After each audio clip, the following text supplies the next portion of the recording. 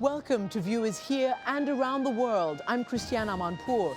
This morning, a This Week special, The Giving Pledge. Why 3 economic titans are giving away their billions. Was it difficult at first to sort of go from making that money to give it away? It's much easier to make it than it is to give it away intelligently. With great wealth comes incredible, enormous responsibility. That rededicates us to getting this money to have the most positive impact. It is scary because no matter how rich you are, you can go broke. Exclusive interviews with Warren Buffett, Bill and Melinda Gates, and Ted Turner. You have called it a moral obligation. I don't see any other choice. It's exhausting saving the world. Saving the world is a hard job. On America's future. The best years of America lie ahead. There's no question about that. Prosperity will return. Where the jobs will be. Is there a magic bullet solution? It's not an easy thing. It's only by looking at the long run that you solve it. And their views on taxing the rich, including themselves. The rising tide has lifted all yachts, but the rowboats have been left behind. Buffett, Gates, Turner, a This Week special. From all across our world to the heart of our nation's capital, ABC This Week with Christiane Amanpour starts now. Hello again.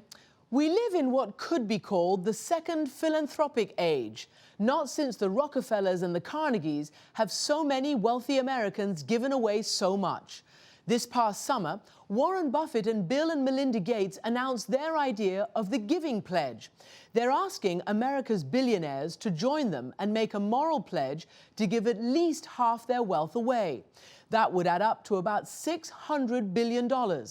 In Foreign Policy magazine's special edition out tomorrow, of the top 100 global thinkers, Warren Buffett and Bill Gates are number 1 for stepping up when many nations are faltering. Indeed, Buffett, the Gateses, and Ted Turner, who has also made the pledge, have given their billions to fixing some of the world's most vexing problems. I traveled to Omaha, Seattle, and New York to talk to each of them and find out what drives them and how they see the future of America and the world. But we began with the issue that will dominate the debate here in Washington when Congress returns this week, and that is tax cuts. There's been this increasing disparity between the rich and the poor, and we found out that a rising tide just lifted all yachts, not all boats. Warren Buffett has been practically begging the country, begging Congress to tax him more. In fact, many of the richest Americans, like Buffett, Bill and Melinda Gates, and Ted Turner, say that they should pay higher tax. The rich are always going to say that, just give us more money and we'll go out and spend more and then it'll all trickle down to the rest of you. But that has not worked the last 10 years, and I hope the American public is catching on. The debate over whether the rich should pay more taxes takes place outside Washington, D.C. as well. In Washington state, for instance, where Bill Gates Sr. has been passionately championing a new tax on the rich. People say Initiative 1098 is about soaking the rich. Washington is one of 7 states with no state income tax. Vote yes on 1098. Proposition 1098 that was in Washington state to try to bring a wealth tax, championed by Bill Gates Sr., Right. supported by Bill Gates, it failed. Right, got beat pretty badly, but I really admire Bill Sr. for what he did on this. I mean, there's a guy that's going out and trying to do something for his state, and they unfortunately lost. What do you say, though, to the executives? One apparently was even a Microsoft executive who spent a lot of money trying to defeat that. Yeah, well, they're not alone in those. Look at who fights in terms of the estate tax and in terms of higher tax rates. That's what K Street's all about in Washington. And unfortunately, politics is a game of push and pull, and you get to push with money. Are you disappointed that it got defeated? I voted yes, and I was hoping that it would pass. But that's done now. If people aren't going to pay for the services that they need, how are those services going to get funded, do you think? Well, taxes and spending have to match each other in the long run. There's many ways to tax, there's many ways to spend. That's all up to the voters. They You know, some states you rely on your legislators to do that, some you have lots of referendums. Do you agree with the former Federal Reserve Chairman Alan Greenspan that all Bush-era tax cuts should come to an end? No. I think they're actually, you might extend them further for the lower class, middle class, maybe upper middle class, but I think that you should raise taxes on the very rich. I lived in periods where capital gains taxes were 39.6%, when earned income taxes were 70%, and our economy did just fine. Why do you think there isn't more of that kind of debate? I think that it hasn't been to the interests of the people in Washington to get as riled up about that as they get riled up about other things. You know, we're going to raise $2.2 trillion this year or something like that. $900 billion will come from individual income taxes. $900 billion will come from payroll taxes. So the payroll taxes become 40% of our total revenue, just like the income tax. And people that talk about how the rich pay their share and all that sort of thing, they totally ignore the payroll tax. You know, I did this little survey in my office a few years ago, and there were 16 people who responded, and I had the lowest tax rate of the 16. I didn't have any tax shelters. I didn't have any tax planner. It was all courtesy of the U.S. Congress. I mean, they did my tax planning for me. And literally, the average for the office, counting payroll taxes, was 32%, and mine was 16 and a fraction percent. Their rationale is that by giving you a tax break, so to speak, which is what it amounts to, you help all the others, that it trickles down. Yeah, well, all I can say is it hasn't trickled. You know, as I've said, a rising tide has lifted all yachts, but the rowboats have been left behind. I still pay quite a bit of taxes, but not as much as I would if I didn't give so much money away. I get a lot of deductions. So what do you think about the prospects of cutting Social Security and means testing Well, for people like you? I don't like it. I paid for Social Security. I mean, it's my own money I'm getting back. In my opinion, I think Social Security, since you paid for it, it's yours, and you're entitled to get it. But each of these multi-billionaires sees needs that are not met. Thus, they're called to others like them to join the Giving Pledge. My wealth has come from a combination of living in America, some lucky genes, and compound interest. Both my children and I won what I call the ovarian lottery. Warren Buffett, who is CEO of Berkshire Hathaway and one of the world's richest men, has pledged to give away 99% of his fortune. Today, that's worth $50 billion. Was it difficult at first to sort of go from making that money to give it away? No, it was not difficult to make the decision. My wife and I made the decision back when we were in our 20s that we were going to do it. The question was how to do it.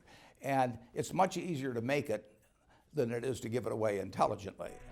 We've been blessed with good fortune beyond our wildest expectations, and we are profoundly grateful. But just as these gifts are great, so we feel a great responsibility to use them well. Bill Gates, founder of Microsoft, is also giving away his money and applying his innovative smarts to trying to solve some of the world's biggest problems. Along with his wife Melinda, they've created the largest private foundation in the world, with $35 billion in assets, which they're focusing on improving global health and on improving education here in the United States.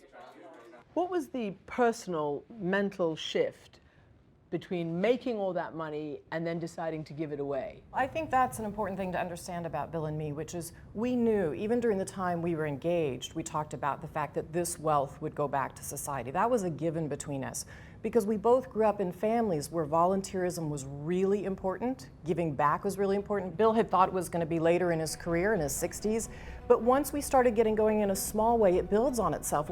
I don't measure success in numbers, but I consider my contribution of more than $1.3 billion to various causes over the years to be one of my proudest accomplishments and the best investment I've ever made. Ted Turner, Captain Courageous, who won America's Cup, media mogul who revolutionized television news with CNN, who married a movie star and was involved in the biggest media merger ever, AOL, together with Time Warner. When he was surprisingly fired from that venture, he reinvented himself with a second career as philanthropist.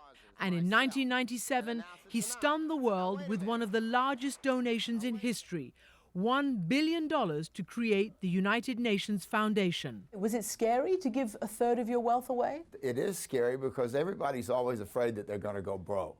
Nevertheless, these business giants are not afraid to give back in a big way. I've got everything I possibly need. I've never given up a meal, a movie, a vacation trip, anything in my life. And I've got all this huge surplus. I've got a whole bunch of what I call claim checks on society, little stock certificates. They sit in a box. They've been there for 40 years. They can't do anything for me. They can do a lot for other people if intelligently used. You said you won the ovarian lottery. Is that because of opportunity? Was it because of smarts? It was being born in America in 1930. I was born in the right country at the right time. Bill Gates has always told me if I'd been born, many thousands of years ago, or I'd have been some animal's lunch, because I can't run very fast and I can't climb trees, and some animal will be chasing me, and I say, well, I allocate capital, and the animal will say, those are the guy that tastes the best, So, here I am, And how did you get your head around not giving it all to your children?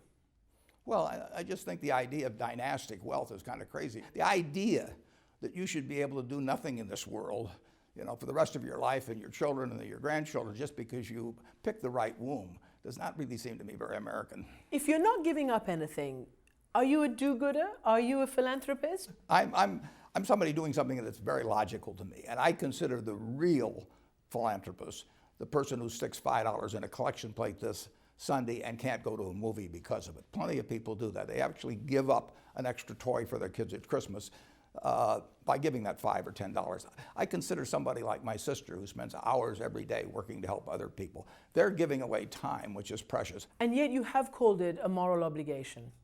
Well, it's certainly an internal obligation. I don't want to preach morality to other people, but I don't see any other choice that makes any sense. I could build a pyramid to myself, and I could kill tourism in Egypt. If I spent the whole 40 or 50 billion on building the greatest tomb ever, and people have come for a couple hundred years. But I think that's kind of crazy. So would you say you're egoless? No, I'm not egoless. I take great pride in what Berkshire Hathaway does if we do well. And I like accomplishing things, and if I accomplish them, I like other people acknowledging that. So I've got plenty of ego, but I don't believe in spending money that doesn't do anything for me when it will do something for somebody else. Buffett is giving more than 15% of his money to foundations started by his 3 children and his late wife, Susan. They tackle issues like the environment, family planning, education, and human rights. I've told them if they're a failure if they don't have any failures, because if they just do easy things, anybody can do those. They're supposed to tackle tough, important problems, and to some extent ones where funding is otherwise not available. That's where you make a difference. Buffett has always chosen wisely when it comes to getting the best possible return for his money. So the bulk of his fortune, 75%, will be invested with the Bill and Melinda Gates Foundation. But they have this identical goal that every human life is the equivalent of every other human life. Describe how you chose the areas that you chose and why you chose those when there is so many government programs, let's say for education or indeed for global health.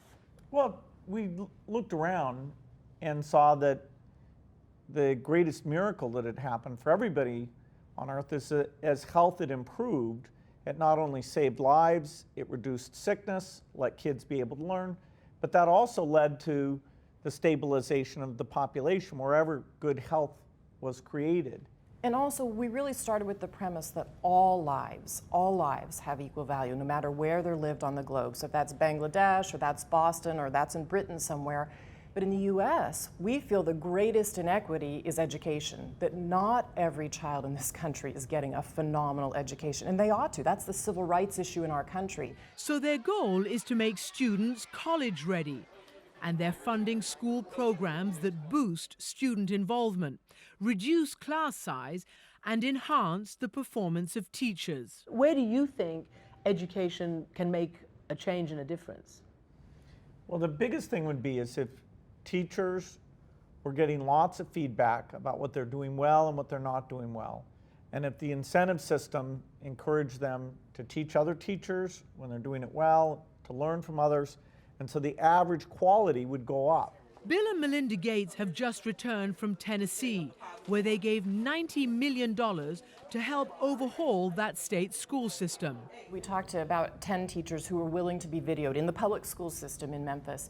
and they say, and some of them have been teachers for a long time, and they say, watch my video with me. And you sit down and watch the video, and they say, look at this. I was doing great teaching this lesson, and look when I lost that boy in the back of the classroom. Look at when I lost that girl.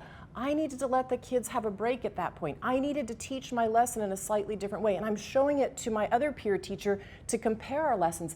They want to change the craft of their teaching and get better, and that, I think, is remarkable. And does it trouble you that in terms of where American students are in terms of university graduation, that they've gone from 1 now down to 12 over the last several years? You know, if you say, okay, of all the kids that start in 9th grade in high school in the United States, you say literally only 1/3 are ready to go on and succeed in college. We're leaving behind 2/3 of our US kids in the public school system. That to me speaks right there to what the problem is that's broken, and it's got to be fixed. You can't have a democracy where only 1/3 of the kids participate, and that's why we're so focused on the issue. You talk about democracies, which obviously they're elected officials who are meant to be taking care of these kinds of things. Are you stepping in because our democracy is failing in this regard? No, there's been a history in the United States for several centuries now where an approach that's more innovative requires some extra funding to get going. And so the idea of charter schools, at first, they required extra money. Some of these new curriculum approaches require some extra money. The work to measure effective teachers, to pay for the videos that Melinda talked about, they're not going to take that out of their normal funds. So maybe they should have more experimental money, but they don't. So the role of philanthropy is to make that possible.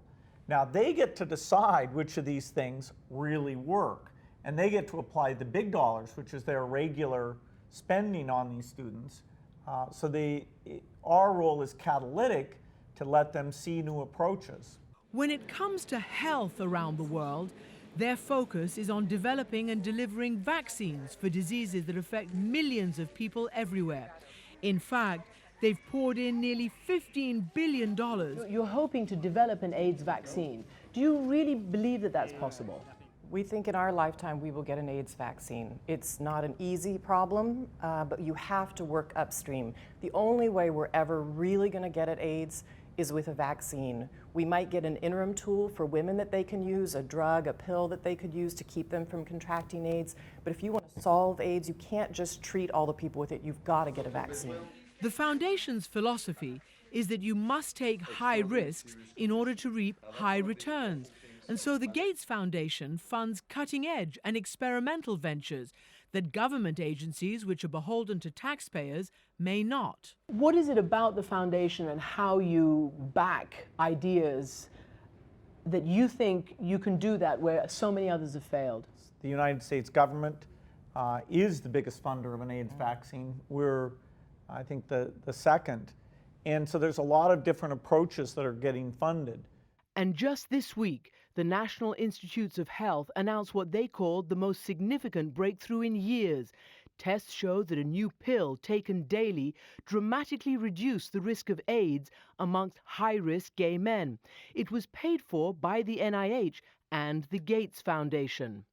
We are particularly helpful when we can gather the right group of scientists, take a long-term point of view, and keep the visibility of the impact as high as possible. Bill and Melinda Gates' 3 children are rarely photographed, but they have traveled with their parents on their overseas trips. How do they react when you take them to some of the abject poverty that exists in this world? I don't think you can go into an AIDS orphanage and not leave a changed person. And so even though the orphanages that we've been in South Africa with them look really nice, they know at the end of the day, when we leave, those children don't have any parents. And that affects a child deeply. Most people assume that they're going to leave whatever they've made and whatever they've done to their offspring. But you don't feel that way. Well, I don't think it's a favor to a child or to society to have immense amount of wealth bequeathed to them simply because of the family they're in. You know, they want to develop their own identity, their own excellence, and you know, clearly they're going to get some benefit in terms of going to great schools and broad exposure, but then have a chance to make their own way. Yeah, and I think, you know, what we've tried to instill in our own kids is that with great wealth comes incredible, enormous responsibility.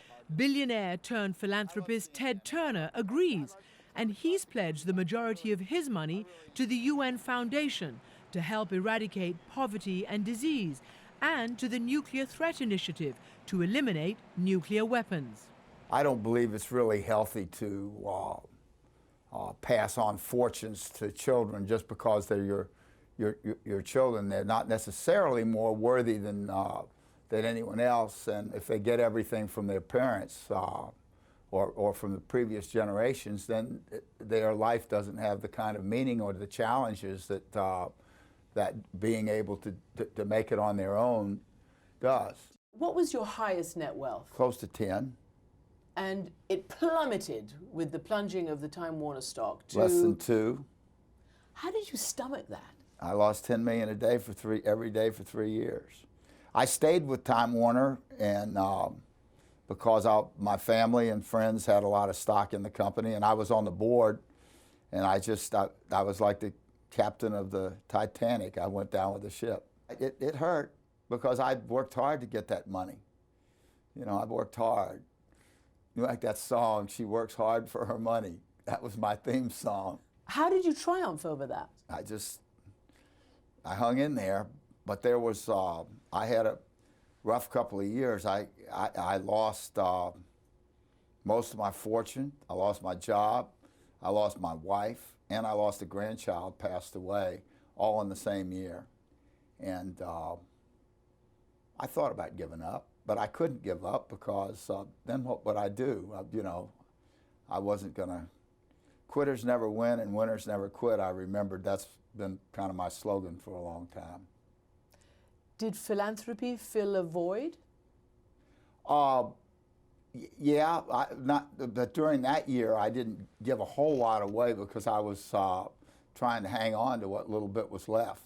When you gave the money to the United Nations, you said, "I want to put all you rich people on notice. I'm coming after you to give more money." Well, I said that, and just by saying that, it caused a lot of people, I'm sure, to think about it. Did you know Bill Gates and Warren Buffett before that? I did. I didn't know them real well, but I knew them. I knew them. What did you want them to do, and others like them? Well, to consider giving now. They were already considering giving. Everybody who's rich considers it.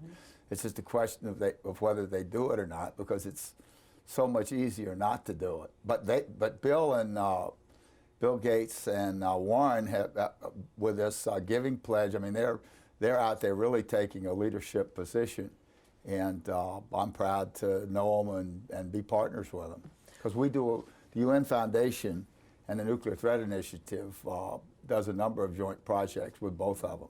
You just mentioned NTI, the Nuclear Threat Initiative. Right, that's the one that focuses on getting rid of weapons of mass destruction and making sure they're not used in the meantime, and making it a more peaceful and safer world. And yet that should be the role of a government. Well, it is the role of government, but governments can stand help. Governments are like everybody else. Everybody needs help sometimes, no matter how rich and powerful you are. And that was the thing. I did not know for sure when I started that it was going to work, that the UN Foundation was going to be able to help the UN, or the Nuclear Threat Initiative was going to be able to help the U.S. government.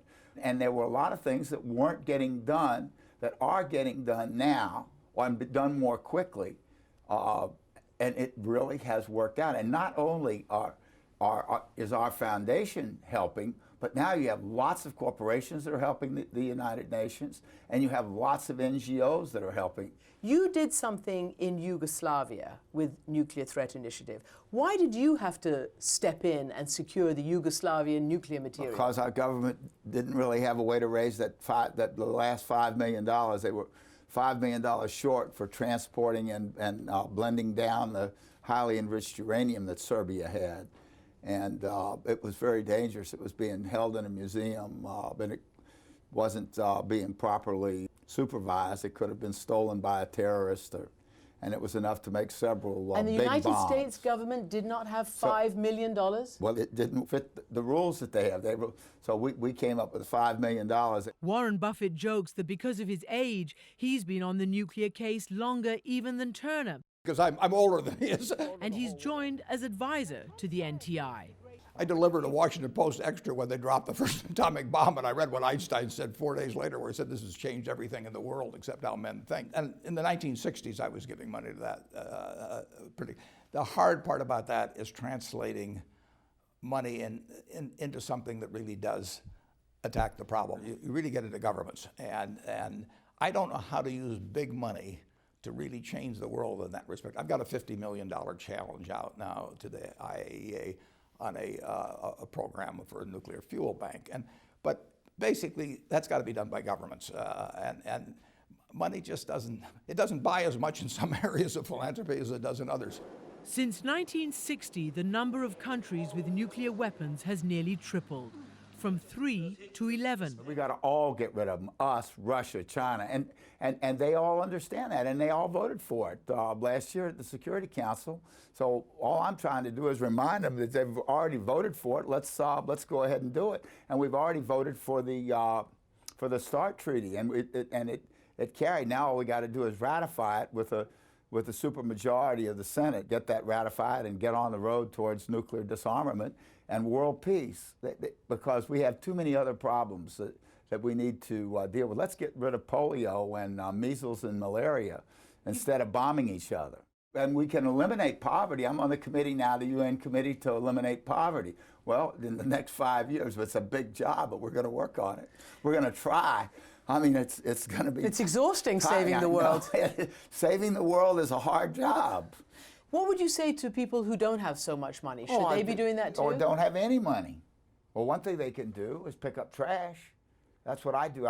We're in New York now, and yesterday I walk around the block and I pick up trash. I don't believe you. I swear to God. Absolutely. I Why? pick up trash in Atlanta because I want to set a good example. President Kagame of Rwanda has passed a rule that on the third Saturday of each month, the entire country has to go out from 8 to 11 and pick up trash, including him and the cabinet of Rwanda. They all go out and pick up trash, and Rwanda is just as clean a country as Switzerland is. Ted's motivation comes in part from a tough upbringing from a strict disciplinarian father.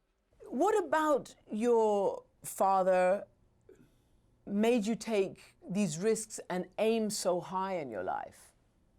Whether it was starting CNN, whether it was winning the America's Cup, whether it was being, for environmental control before that was cool, or nuclear disarmament before that was cool. You only have one life. You might as well make it interesting, and you might as well aim high. You know, it's try and do as much as you can. But basically, I didn't have a lot of fear because I thought things through very carefully before I did them, and I felt like, I wasn't really taking that big a risk. When we come back, some other billionaires who are signing on to the pledge. Plus, we'll ask Buffett, the Gateses, and Turner when they expect jobs to return and whether America can still compete and lead in the global economy. It's not a zero-sum game, I mean, the fact that penicillin was discovered in England has been great for people in the United States. The fact, if they come up with an electric car first or whatever that works, the important thing is that the benefits of the world's innovation flow to the whole world. This week with Christiane Amanpour, brought to you by Pacific Life. For insurance, annuities, and investments, choose Pacific Life, the power to help you succeed. In 1968, as whaling continued worldwide, the first recordings of humpback songs were released. Public reaction led to international bans, and whale populations began to recover. At Pacific Life, the whale symbolizes what is possible when people stop and think about the future. Help protect your future with Pacific Life, the power to help you succeed. See you at work.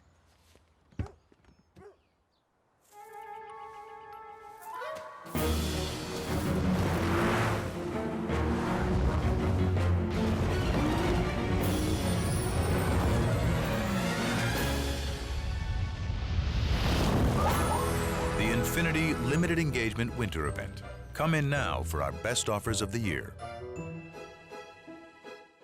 First is the first 4G phone. First is live video chat on the go, so you can be face-to-face even when you can't be, whether you're on 4G, 3G, and of course, Wi-Fi. First lets you stream live video to the web in 3, 2, 1. What will you do first with Evo, the first 4G phone? Only from Sprint, the Now Network. Today, we do more, live more, demand more. That's why Smith & Nephew created a Legion knee replacement with Veralast technology. It was lab tested for 30 years of wear performance, twice as long as other knee replacements. In fact, it's the only knee tested to last for 30 years. There are potential risks with any surgery. Recovery takes time and depends on factors like activity level, weight, and age. Learn more and find a surgeon near you at rediscoveryourgo.com. Smith & Nephew. Rediscover your go. What are you looking at? Logistics. Ben, UPS guy? Well, you see Ben, I see logistics. Logistics. Think, Ben is new markets. Ben is global access, China and beyond. Ben is a smarter supply chain. Ben is higher margins. Happier customers, everybody wins. Logistics. Exactly. See you guys tomorrow. Well, the best companies are driven by new ideas. Our future depends on new ideas. We spend billions on advanced technology. It's all about investing in the future. So that we can find new energy, more cleaner, safer, and smarter. Collaborating with the best in the field. And Chevron works with the smartest people at leading universities and tech companies. In the end, it really pays off. Paying off every day.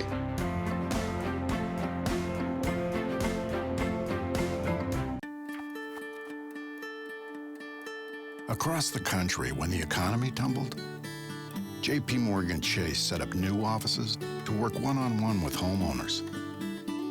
Since 2009, we've helped over 200,000 Americans keep their homes. And we're reaching out to small businesses, too, increasing our lending commitment this year to $10 billion, and giving businesses the opportunity to ask for a second review if they feel their loan should have been approved. This is how recoveries happen. Everyone doing their part. This is the way forward.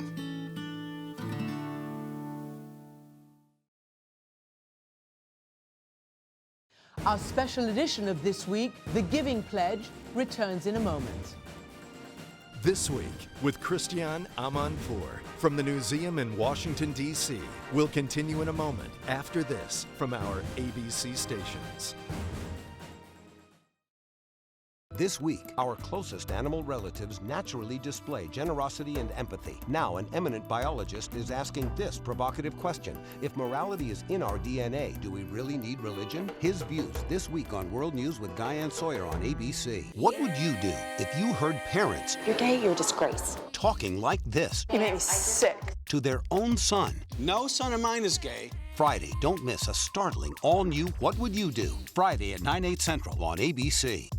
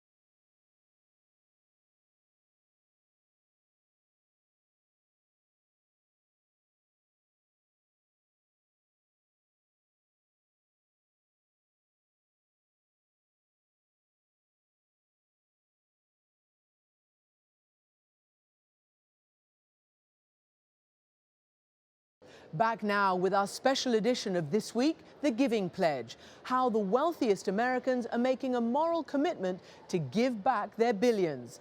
We continue our conversation with Warren Buffett, the Gateses, and Ted Turner by asking about some of America's biggest challenges. Does there need to be a sense of sacrifice in the United States? Well, there's no sacrifice among the rich, you know, and there's plenty of sacrifice going on now. I mean, if you look at Iraq and now Afghanistan, there's been sacrifice.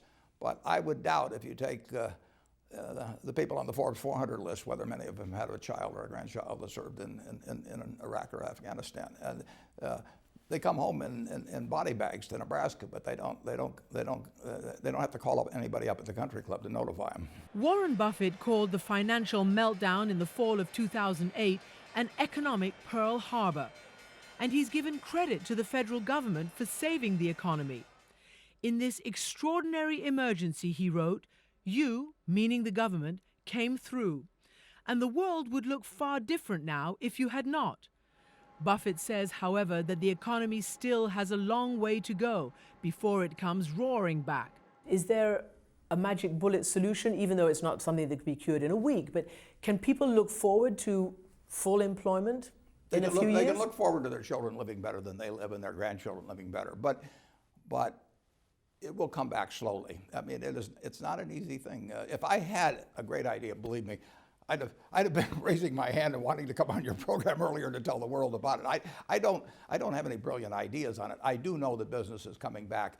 When business comes back, employment comes back, and the genius of the American society has not been lost. How does the United States in this situation generate jobs, compete with China, India, and actually bring those jobs to Americans? Well, there's not a fixed number of jobs. The fact that other countries are doing well actually creates opportunities for jobs. The question for us is, are we educating people well? That's the number one thing. If you want to look at where economies improved, created a lot of jobs, even just look within the unemployment figures. Look at the college-educated unemployment versus, say, high school only versus dropout. And you'll see that the education system is what's out of whack. The demand is there if you have the right skills. That's not an immediate solution, but for tough problems like this, it's only by looking at the long run that you solve it. Since you are known as a very clever and savvy entrepreneur, you took many risks, you embodied the American dream, if you like. Today, there are major problems with the middle class, with small businesses. How would you advise kickstarting the economy today? I think, stimulating it with borrowed money probably, and I don't like deficits either. I believe in balanced budgets and making a profit. Do you see a way out of this? Yeah, we're doing it right now. We're correcting things.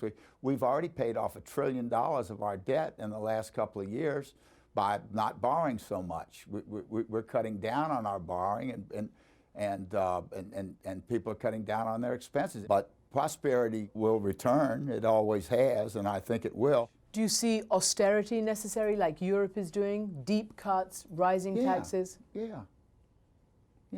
We were spending too much, and that's what the conservative movement has said. We spend too much. I'm not exactly sure where it's too much, but some places. Where do you see the next big innovation coming? Well, you don't see it.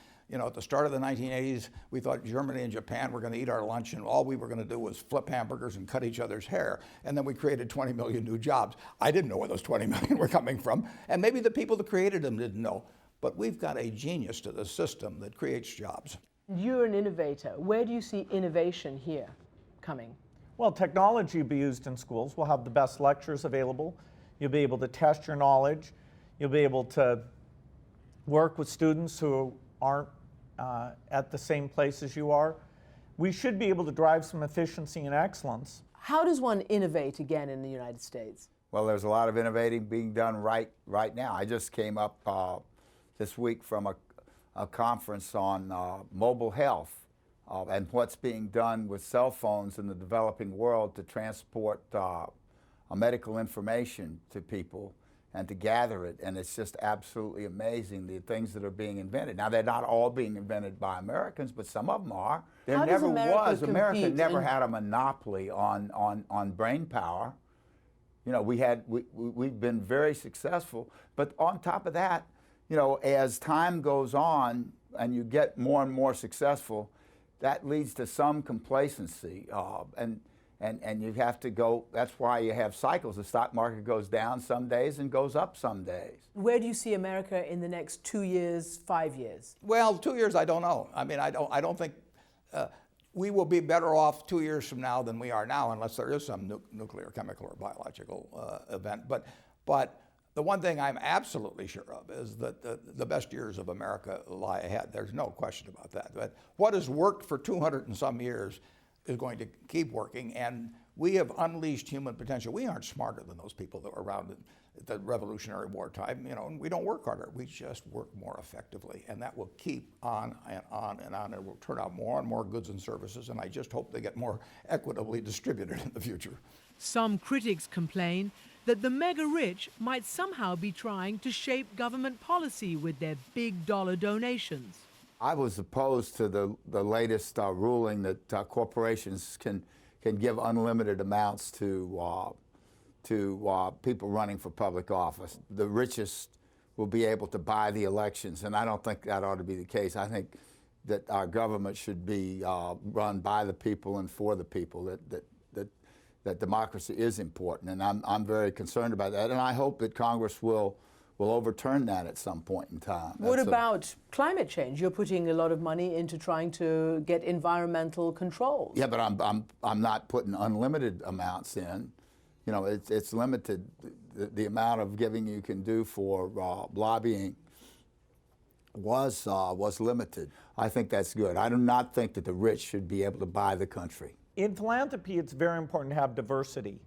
And so if somebody thinks with the Giving Pledge or other things that we're saying, you know, there's only one model, that's a mistake. We love the fact that we sit down and learn from these people, things they're doing, and everybody should pursue their own approach. So it's not a monolithic thing. It's about doing different things, but still learning from each other. And I think the important thing is to think about how much wealth could go back to society from the Giving Pledge. I mean, that's the enormous positive. The financial dollars that come from the philanthropy, I think, are the initial wedge to try the experiments. And then it's really up to the democracy to decide whether to take those on. There's three things you can do with your money. You can spend it on yourself or your family. You can pay it in taxes one way or another. Or three, you can use it in philanthropy. Now, among the three, I take care of myself very well, and my kids are pretty well taken care of. I think I should pay higher taxes. But if I'm not going to pay it, I mean, the rest of the money is going to go back to society. It's just a question of whether it goes through the government or whether it goes through a private source. Gates and Buffett are taking the Giving Pledge on the road, and they've approached some of the world's newest billionaires in China, which today has about 200. What was the reaction there? Obviously, they're not used to. They've barely just begun to make it. It amazed me that it was so similar to our experience in the United States. These people talked about their children, they talked about their businesses, they talked about the different role of government there in terms of philanthropy, but they opened up. They were not reluctant to talk at all. Their culture is different. However they may wish to adapt some of our ideas to what they're doing is fine with us, but we are not there to add another wing to the American operation. We started a dialogue with some people that will continue. We had a lot of very good questions. The government came, the government said they were very enthused about what had happened in the interchange. And you know, the questions were like we get in the United States. How should you involve the kids? What causes really seem like they're impactful? How do you find other people to work with? They're just at an earlier stage, and they'll put their own imprint on it. Here in the United States, it's not just the famously rich who are giving, it's the rich you may not recognize. In the last 3 months, 40 other billionaires have signed the pledge. People like Tom Steyer. We want to leave our kids a different kind of inheritance, an example of at least trying to lead a worthy life. How you go about getting people like Tom and others to join the Giving Pledge? So many times they're already doing a lot of giving on their own. Well, the invitation to me was a phone call from Warren Buffett. If he thinks it's a good idea, I start with the assumption it is a good idea. We do hope to get more to join in. We think the the more the better. And in some ways, we'll all raise our sights. We all may start a little younger. We all may be a little bolder, and we'll find ways to collaborate together. Steyer drives a 2005 hybrid Honda, and he flies commercial. But this everyman runs a hedge fund that's worth $20 billion. He and his wife, Kat, have pledged to give away most of it, investing it back into their California community. The big new thing that I believe is staring us in the face is sustainable energy. You know, so I'm a huge believer that the thing that America can do, that America can focus on, is creating new ways of both generating and using energy. Why is America not taking that big chance? I think that we're in the very early innings. I would like to do it a lot sooner because I think it's just an enormous part of our economy. It's an enormous part of the world economy, and it's something where we can really lead and build some amazing, sustainable businesses with a lot of employment. What is it that makes a master of the universe, such as yourself, want to give away most of your fortune? Well, of course, that question implies that either I am or I believe myself to be a master of the universe, You may which not is be, the but first the thing I'd accident like of your to birth and your immediately business. Dispel. I try and take a lot of pride in being part of my community, and I think that it has nothing, in my opinion, to do with being a master of the universe, but it does have a great deal to do with wanting to be a good citizen and a good community member. People are told to work hard, to amass as much wealth. This is a very materialistic world, particularly here in the United States. So to hear that it's not hard to get rid of it all is interesting. I guess it depends what you derive your fun and value out of. I mean, I think it's really fun to do stuff, and so if we're fortunate enough to be able to do more stuff, What stuff? as a result of this, you know, honestly, one of the things we did was we started a community bank. And you know, to have a bank, you have to have a bunch of money to get it going. But we felt that a community bank that put money back into the community, where people could get loans that they otherwise couldn't get, both businesses, individuals, nonprofits, would be something that would make that community a lot better place to live. And at the same time, we'd have a very rigorous way of measuring whether we were doing a good job. So it's not charity per se. I think of it as participation. I mean, that is structured in a way so that my wife and I could never make any money. The money went into the bank and it can never come back. If the bank makes money, all it means is we can make more loans. You said that you would be willing to have your taxes higher. Many Americans, particularly those who are successful, say, hang on, I did this work, this is a capitalist society, this is my just reward. You disagree with that notion? I certainly do. Because? I think anyone who doesn't give credit to the system that they are born into is taking an awful lot onto themselves. I mean, I really think that people have sacrificed a lot more than a little tax money to make that system available for all of us.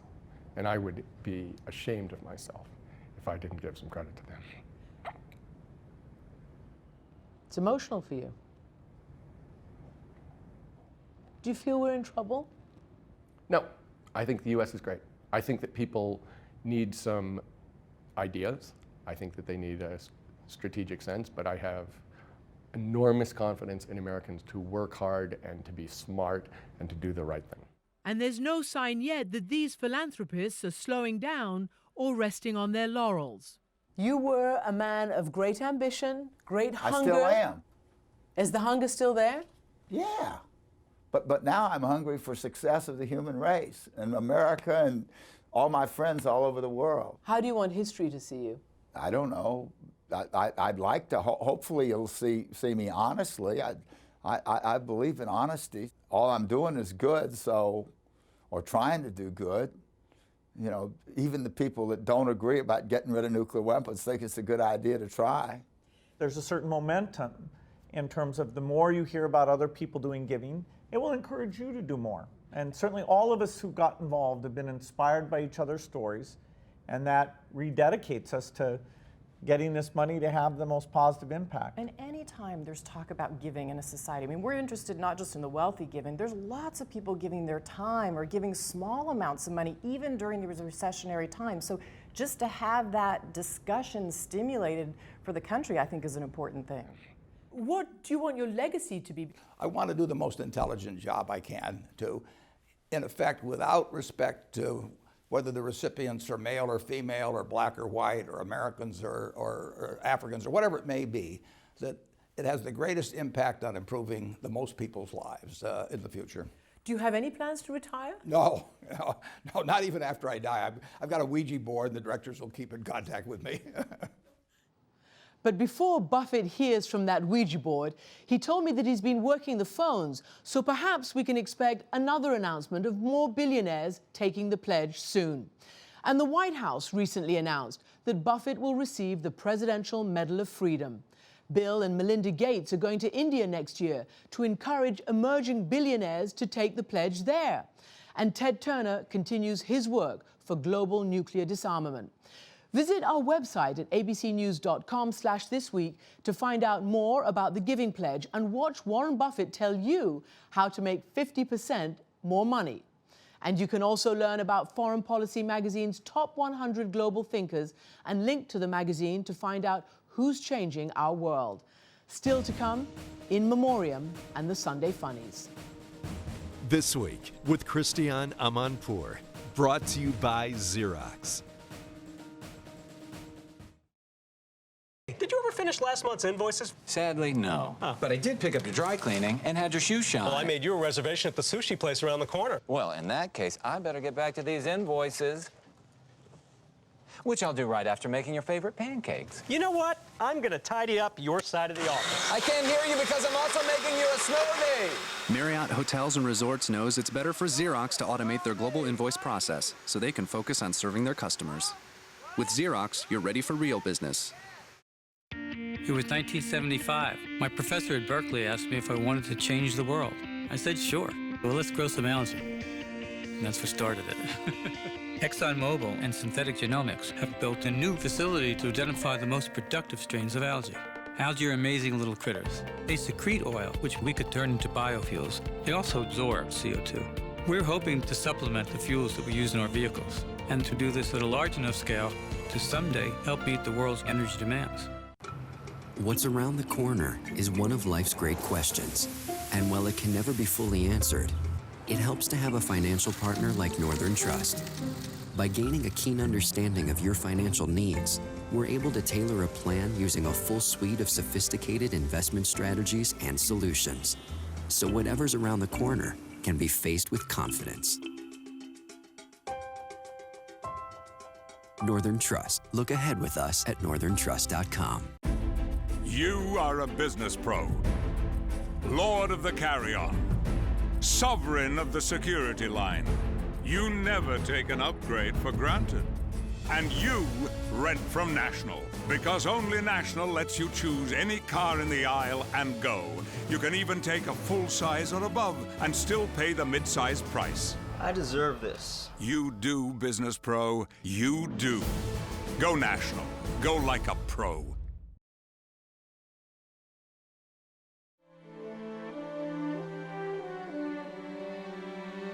Now, In Memoriam.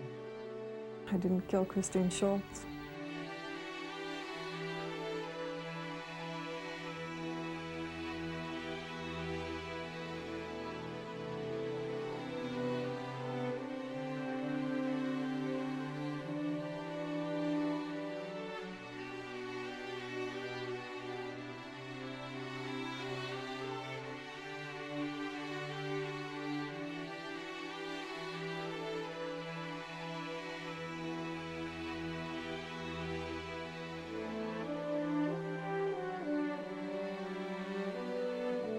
We remember all of those who died in war this week, and the Pentagon released these names of all the soldiers and Marines killed in Iraq and Afghanistan.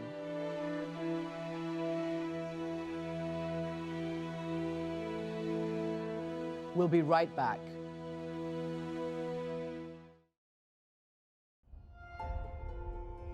Lately, there's been a lot of talk about fuel efficiency, hybrids, and plug-in vehicles. And we've got cars like that, even trucks. But we can do more. Starting today, when you buy a Chevrolet, we'll invest in renewable energy energy efficiency, and tree planting programs across America, reducing carbon emissions by up to 8 million metric tons over the next few years. And just one more way we can proudly say, Chevy runs deep. Opportunity can start anywhere and go everywhere. To help revitalize a neighborhood in Massachusetts, restore a historic landmark in Harlem, fund a local business in Chicago, expand green energy initiatives in Seattle. Because when you're giving, lending, and investing in more communities across the country, more opportunities happen. When I was 16, I was hired as a cashier at the Walmart in Marinette, Wisconsin. That first job launched my career. Since I've been with the company, I've been promoted 10 times over the span of 11 years. Today, I'm a divisional learning and development manager. We can actually help people develop in their own careers. My job allows me to make a difference in the lives of almost 100,000 associates in the Northeast. If you think about it, it's almost 8 times the size of my hometown. My name is Nick, and I work at Walmart.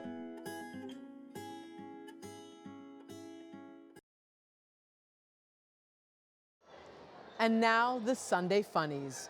The Dalai Lama says when he retires, he expects to be replaced by someone from India.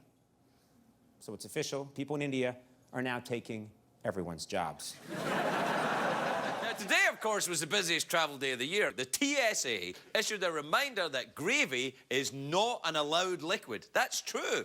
So let me get this straight. They won't touch your gravy, but they will touch your giblets. Fair enough, just so as we know. In her new book, Sarah Palin reveals that she once gave up chocolate for an entire year just to prove that she could do it. Still thinks she's not qualified to be president? The White House was briefly evacuated today after a small plane crossed over into restricted airspace. And somebody in the White House yelled, "Everybody get out," and President Obama said, "It's 2012 already?" You know, so. And we'll be right back with a note about next week's program. Oil companies have changed my country. Oil companies can make a difference. We have the chance to rebuild the economy, create jobs, keep people healthy, and improve schools. And our communities. In Angola, Chevron helped train engineers, teachers, and farmers, launched health programs. It's not just good business. I'm hopeful about my country's future. It's my country's future.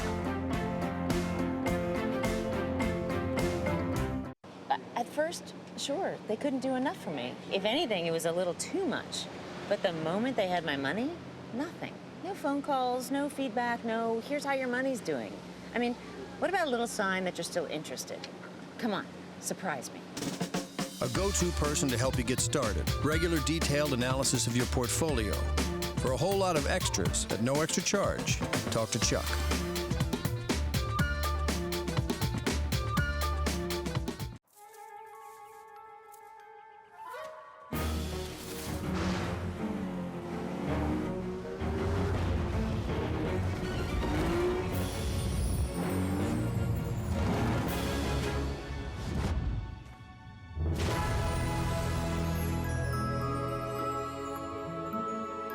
The Infiniti Limited Engagement Winter Event. Right now, lease an Infiniti G Sedan for only $319 a month.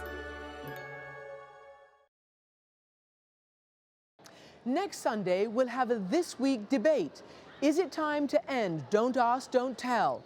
The Pentagon on Tuesday is expected to release its long-awaited report on the impact of gays serving openly in the military.